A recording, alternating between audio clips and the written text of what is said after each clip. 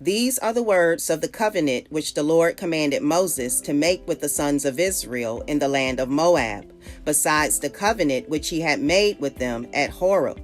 And Moses summoned all Israel and said to them, You have seen all that the Lord did before your eyes in the land of Egypt to Pharaoh and all his servants and all his land, the great trials which your eyes have seen, those great signs and wonders.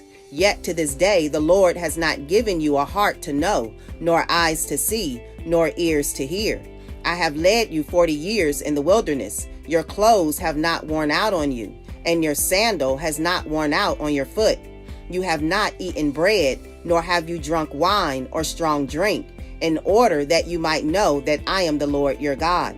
When you reach this place, Sihon the king of Heshbon and Og the king of Bashan came out to meet us for battle, but we defeated them, and we took their land and gave it as an inheritance to the Reubenites, the Gadites, and the half-tribe of the Manassites. So keep the words of this covenant to do them, that you may prosper in all that you do.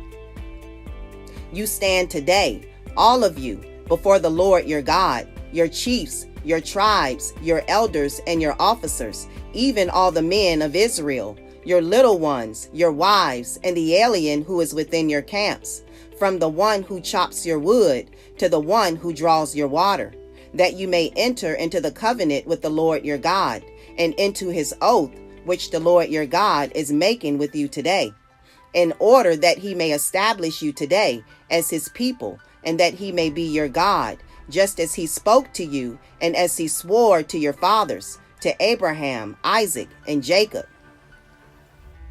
Now not with you alone am I making this oath and this covenant, but both with those who stand here with us today in the presence of the Lord our God, and with those who are not with us here today.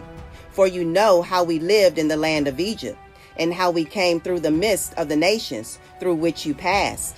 Moreover, you have seen their abominations and their idols of wood, stone, silver, and gold, which they had with them, so that there will not be among you a man or woman, or family or tribe, whose heart turns away today from the Lord our God to go and serve the gods of those nations, that there will not be among you a root bearing poisonous fruit and wormwood.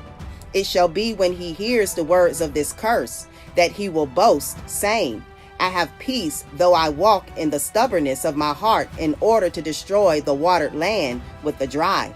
The Lord shall never be willing to forgive him, but rather the anger of the Lord and his jealousy will burn against that man, and every curse which is written in this book will rest on him, and the Lord will blot out his name from under heaven. Then the Lord will single him out for adversity from all the tribes of Israel, according to all the curses of the covenant which are written in this book of the law. Now the generation to come, your sons who rise up after you, and the foreigner who comes from a distant land, when they see the plagues of the land and the diseases with which the Lord has afflicted it, will say, All its land is brimstone and salt, a burning waste, unsown and unproductive, and no grass grows in it, like the overthrow of Sodom and Gomorrah, Admah and Zobeim, which the Lord overthrew in his anger and in his wrath. All the nations will say, Why has the Lord done thus to this land? Why this great outburst of anger? Then men will say, Because they forsook the covenant of the Lord, the God of their fathers, which he made with them when he brought them out of the land of Egypt. They went and served other gods and worshipped them, gods whom they have not known, and whom he had not allotted to them. Therefore, the anger of the Lord burned against that land, to bring upon it every curse which is written in this book.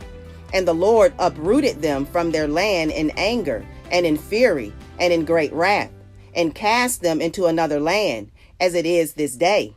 The secret things belong to the Lord our God, but the things revealed belong to us and to our sons forever, that we may observe all the words of this law.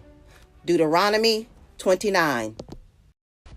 Hey, hold on. Yahushua wins.